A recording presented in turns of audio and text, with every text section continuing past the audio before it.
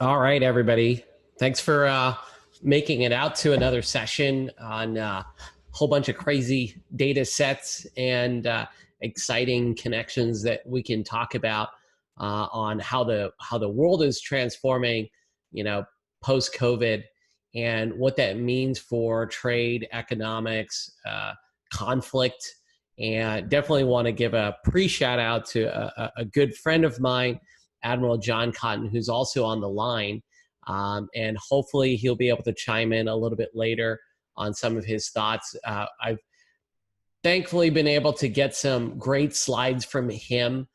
He did a great presentation last year with a group of us focused on national security and impact in China and what's going on from that perspective.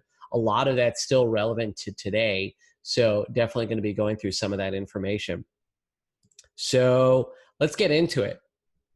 So we're going to talk about what's going on from the global perspective and how that's going to be influencing what we call the different civilizations. So there's a great book, we'll talk about it at the very end, called Clash of Civilizations, which talks about a lot of these interactions historically and how that's leading the future. Also, trade and supply chain has been such a big deal as logistics, technology, supply chains have grown and evolved over time. So that's been dramatically impacted. So we'll go through a little bit of that. Partnerships and conflicts. Specifically, we'll be highlighting how different areas of the world are dealing with not only the virus, but what's that creating as far as a conflict is concerned. And some great material that we'll be able to recommend to you that I've enjoyed, and I think, as a voracious reader, many of you guys will enjoy as well. So I thought this was a interesting slide. It is a little bit dated. It's a couple years old, but it really looks at how the world from a GDP standpoint is split up. Obviously, with it being a couple years old and with the virus, a lot of these numbers have changed, but generally speaking, it's about the same. And you really look at this growing area of the world in Southeast Asia as a larger and larger percentage of the global economy. That being said, beyond the United States, if you connect those dots with a lot of the Western countries, it's still a very, very sizable percentage of the entire Earth. And so we'll deal into a little bit about that and how that's going to be impacting the future of a lot of the economies. Now, I thought this was a fun slide as well to just give you some context. The United States by itself, and like I said, this is a couple older data set as far as GDP is relative to a lot of these economies. In fact, the United States has grown even since then.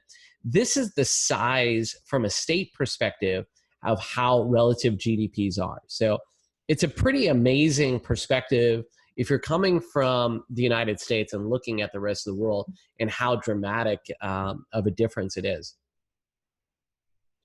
So one thing that's been very quick over the last couple decades is the growth of Southeast Asia as a percentage of the world's economy. Now that's important for a lot of reasons. As the center has shifted more and more east, the way that trade policy, conflict, economics, trade supply, all these other factors start to become more and more of an impact and how you think of the future of the world.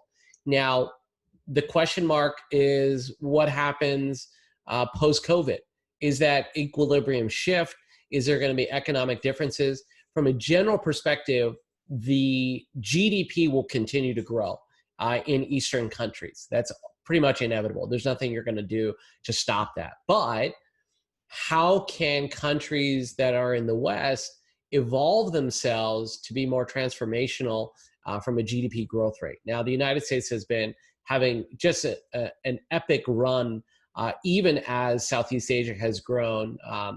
It was double digit, now single high digit, even post-virus. So I think there is a lot of excitement still in the United States as it continues to grow.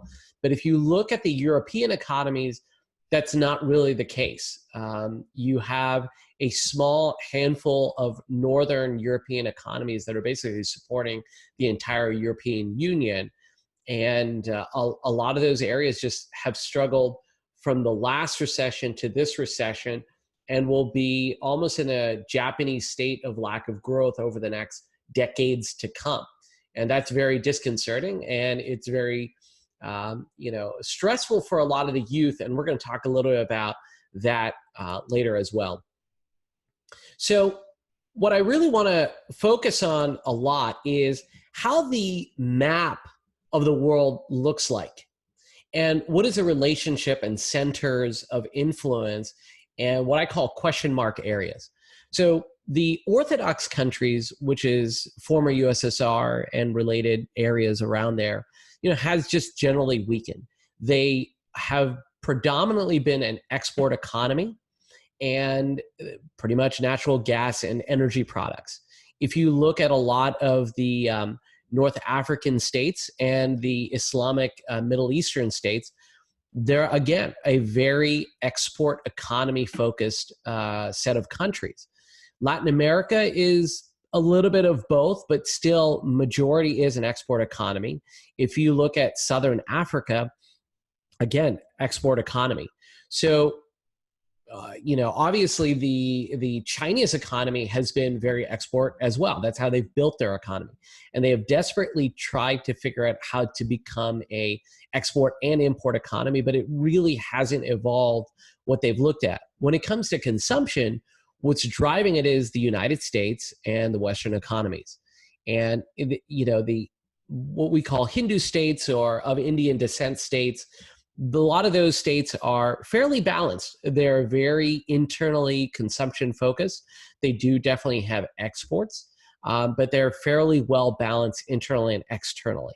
So if you look at the entire picture, there's not that many countries that are well balanced. Now, is export and import economies a zero-sum game? Meaning, does all the wealth from the import economies go to the countries that are export economies? I don't necessarily believe that, and we can go through some of the data that's related to it as well.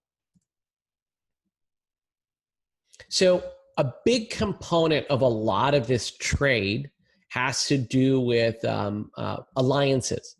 Now, from an alliance standpoint, there's a couple areas that I want to focus on as far as a question mark. When I say question mark, that means there isn't a dominant country that is driving the policy. So the Middle Eastern Islamic states really have had no center. There's been several countries that have tried to create the center of influence within those economies, but they just keep going back and forth. And the conflicts over the last decades, and I'm sure Admiral Cotton and several of the other analysts that we've worked with from a military perspective would definitely tell you that there is some level of equilibrium, but in constant conflict. And, that's not necessarily a good or bad thing, but it is something to take into observation. One thing that is fascinating is the youth population of Africa is the lowest average age in the entire world at about 19 years old. The continent of Africa is really the growth opportunity for the future, and also from a population standpoint. Why does that make a difference? Well, with birth rates being the highest in Africa, a big component of the Islamic community growth is purely in birth rate. Now, like I'm saying, there's no right or wrong, left, up or down that I'm saying on from a religious standpoint, but I think it's important to note where the growth of different types of religions and economies are and what that means for the longer term future. So Latin America, another place where it's a question mark. And the reason why I say question mark today more than 10 years ago is that, sure, Venezuela has basically collapsed as an economy, as a country. But with the virus, a lot of the other states within that set of countries have also been struggling and have collapsed. Argentina, most notably, I think they're going through their ninth currency, both not only on a deflationary standpoint, but hyperinflation. And you've got a lot of the other surrounding economies that are export focused that post-virus have basically collapsed.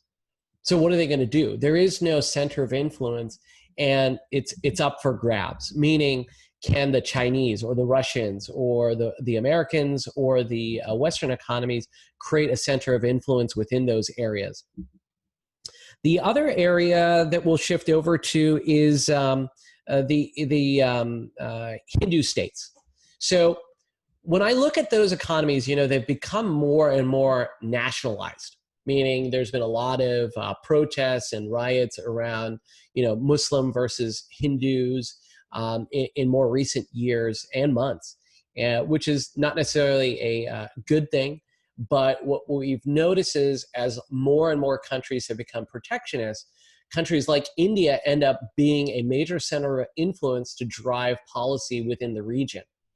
And their alliance with the United States and a lot of the Western countries makes a big difference in Southeast Asia, as they are very large. They're growing extremely quick.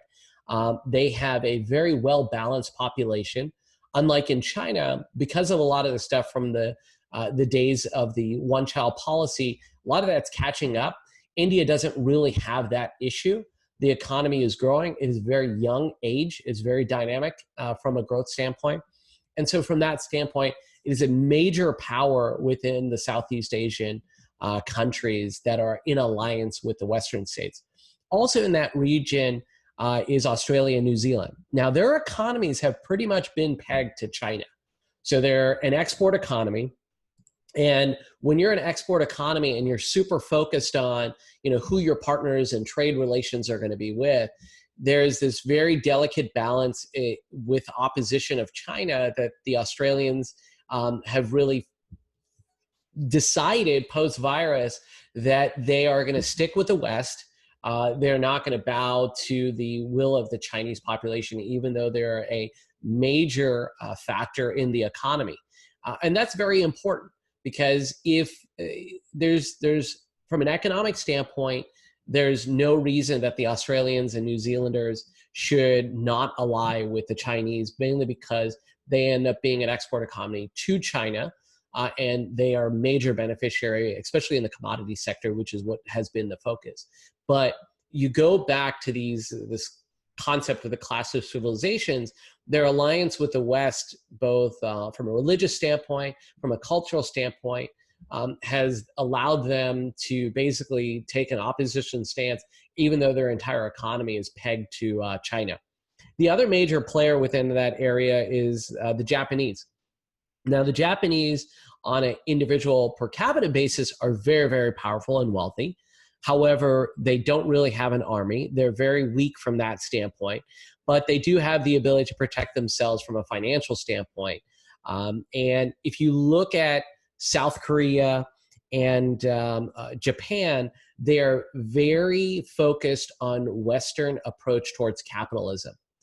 There is some nuances because they're more oligarchies more than anything else. You got these giant companies like Samsung, or on the other side like Honda, which are run by these huge oligarchical families. But at the same time, generally speaking, their policies are more Western. So if you kind of go between Russia, Middle East, and China, there's been more and more of a triangle there that, even though historically they've been enemies, they haven't liked each other. And that's part of the reason why the United States opened up trade relations with China. That has basically reversed direction, as everybody knows, over the past decades. And so as the Russian relationship with China gets stronger and stronger, you then have a situation where a somewhat dying economy, relatively speaking, in Russia, where they're a single commodity-based country that has to find alliances. And as you've seen in the Crimea, slowly expanding their territory of power so that they can get more and more influence within the area. And obviously, they're a major factor in Middle Eastern politics and Sino relations. So I thought this was good perspective to also look at that area in more particular. So who are the allies? Who's really in opposition to China? And where are all the different, from a military standpoint, where are conflict points? Obviously, Hong Kong is a major conversation point right now. My personal opinion is, as things start to resolve, the question mark goes to Singapore. Can Singapore be the new Hong Kong? Is it a gateway to China? As it's done a pretty good job historically of being a place where, even though 70% of the population is Chinese, 12% of the population is Indian, you do have a fairly well-balanced capitalistic approach to free trade, which has made Singapore such a major hub. And I personally feel that as things resolve in Hong Kong, Singapore is going to be an even more powerful center of influence from the trade standpoint. That being said, you've got a lot of aircraft carriers. Obviously the Navy runs for the United States, a lot of the operations in Southeast Asia. So it is a very major factor that we'll be looking at to see what are different types of troop movements in the future. So I thought this is just stunning if you think about it. There are more people in this circle that you're seeing than the entire world. That being said, I do believe that as Africa matures, and it will be the last place on earth that you will have a net positive population after India. Southeast Asia right now is not only dominant from a population standpoint, but it is trying to figure out how to become a balanced economy, meaning consumption economy balanced with their exports. Like I said, that hasn't happened, but it may happen in the near-term future. Okay, so trade and supply chain is not a quick topic, but we're going to go through it pretty quickly here. But I just want to kind of highlight a few different areas from that standpoint. So going back to all these different civilizations that we talked about, if you look at the relationship between consumption economies in the West, export economies in these other areas, and then more of a balanced economy in the Indian center, the Japanese. China, like I said before, is trying to figure out how to be a consumption economy. The concern, though, right now is as so many of the companies have collapsed in China, just like many of the companies in the United States and globally because of the virus, what you see is a clear focus that the Chinese government is either going to take over or prop up a lot of these companies because it cannot afford to have any major collapse. The biggest problem that China has is its huge population. And it's very different than the Indian population. Even though India will become a larger country, the way that the system is designed is that there is an expectation of self and community in India to be able to be responsible versus the Chinese government being responsible. Now, not positive or negative, but whenever you see that the expectation is that your government is supposed to take care of you, but it's not, then you have a potential issue where there's a lack of confidence. So that is one thing that is of major concern for the Chinese.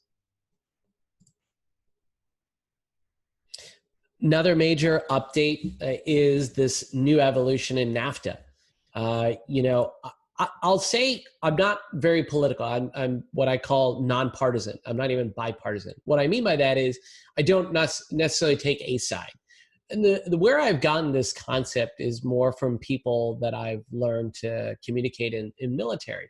One of my friends, he started in, I think, the 60s or 70s, and he had been there for like 40 years. And he said, if you're going to pick a side, you're going to have a long haul to go because you have to serve different administrations, both left, right, up, down, in every way. So what I've taken generally as a stance is to be nonpartisan. But what I found fascinating is if you look at a lot of the opening up of free trade post-Reagan, if you look at Clinton's policies on NAFTA, personally, I thought it was a little surprising. The traditional approach from the Democrats was that we would focus more on internal protections, things like tariffs, putting up walls, protecting the U.S.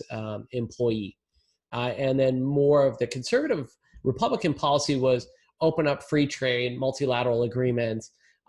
But I'll tell you, in the last 25, 30 years. I personally feel it's flipped. That being said, some of the conversations that Biden is having more recently is that it'll continue more on a track of somewhat protectionist policy. You'll still have trade, but things like tariffs, especially with China in conflict, will continue to constrict a lot of the trade that is deemed unfair. And that's where the United States has to figure out what its policy is going to be in the coming generation. And I'm not talking just whoever gets elected in this next cycle. I'm talking about the next 10 years. The next 10 years to 15 years for me is really going to be a critical point for the United States in terms of what direction it's going to take as an economy in the long run. And, obviously from a GDP standpoint, India and China are going to continue to grow. They're going to move up China is number 2 right now, but India will continue to grow in terms of ranking from a GDP standpoint. But really the main factor that, we look at as individuals is PPP, or power purchasing parity, which is the average consumption power of the individual within an economy. Obviously, the United States is off the charts from that standpoint. So as terrible as life could be for an individual in the United States, it has no comparison to, somebody in major poverty in China or India. That being said, I think refiguring out what the relationship is between Mexico and Canada has been super positive because, as we'll talk about in a few of these other areas, Chinese policy is very difficult.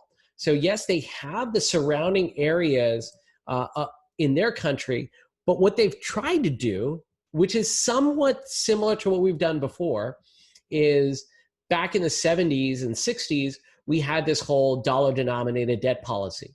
Now, China really is a US dollar-based economy, which is obviously a huge benefit to the United States. But what they've been able to do is, with this massive $3+ trillion foreign reserve currency, they've taken those dollars and they've created debt products globally, specifically in Africa being a major area, that's focused to provide infrastructure development and get Chinese workers to also leave and go to these countries and build out a lot of these projects. More recently, that's been met with a lot of objection. A lot of these countries are not excited to have a lack of engagement of their local employee force, but it's China's best effort as of right now of how can you export good, positive relations with the rest of the world, indirectly. Okay, so this leads into an area that I think is inevitable. If it already isn't obvious to most of you, the conflicts that are arising and accelerating because of the virus is astounding. And I don't think that we really appreciate how big of an impact it is. Now, this is another slide that Admiral Cotton we borrowed from, which is what's the Chinese perspective of the world and how do they see from themselves looking out in what they feel is either their own or their rights or their ability to protect and influence from an area standpoint. Well, you look at a lot of these countries, and yes, North Korea and Russia on the edge there is definitely pro-China. But if you look at a lot of the other countries, it's a question mark. And the stability of this area is also in question. Now, I'm not saying that it's going to go the way of the Middle East, but the alliances and the long-term benefits that a lot of these Asian countries have had with the West allows it to question the sustainability of a lot of these relationships when it comes to conflict. So the question mark that I always have is, what is going to be a catalyst, or what could catalyze a potential regional conflict or war? Now, nothing's inevitable, but it looks like a lot of these things are building up. And if you look at what build up means, now these are old numbers. The United States budget right now is over $720 billion in military and Department of Defense. But relatively speaking, the PRC is exponentially growing their spend. That being said, what is the level of technology and equipment that they have? And I can definitely tell you that the PRC is not at all in any way, shape, or form or inclination to have a war. That being said, regional conflict is a different situation. Regional conflict can get you sucked into an area of the world spending trillions of dollars, as we in the United States have seen historically. And what do you actually get for it? Do you actually get peace and stability in the area? In some cases, the answer is yes. But in a lot of cases, you end up spending, $1, $2, $3, $4 trillion, and you really have to question, did we get anything out of it? I think from a conflict standpoint, this is another great slide that really focuses on tension areas and where there are physical structures being built to create protectionism or isolationism from a country standpoint. So I think this is going to be the new norm. I think a lot of people who said that the southern wall with Mexico was this crazy idea. I'm not saying I'm for or against, but you can see that a lot of the other places of the world have been going in this direction for a while. And I don't think that's going to slow down. As long as we're in a protectionist type mindset, especially on a global standpoint, and you just are going to see more and more resistance, because the one thing a lot of people don't understand is population. The population has grown exponentially. We're getting close to 8 billion people. When you have that many people and a lot of conflict in the world, we keep seeing a lot of these refugees, displaced populations. And what a lot of the countries of the world are trying to do is stop refugee immigration into their country, as those countries are still trying to struggle to figure out what they're doing for themselves. All right, I'm going to wrap it up here. I know that was pretty quick, but I think it's very, very important when you're building your models to kind of see what other people have done before.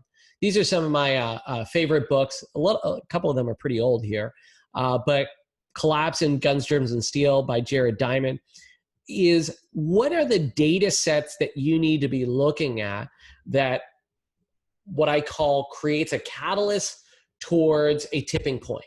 So, for example, in Atlanta, which is where I'm based out of, we've had a lot of riots and things that you've seen on TV. When I talk to people in the police force and people on the ground, the motto has been, if we put the systems in place, we'll be able to protect ourselves. That's not the case. What you need to understand is, how do individuals behave with underlying conditions that create a tipping point that create a riot? And that also then applies to trade relations. That also applies to war or regional conflicts.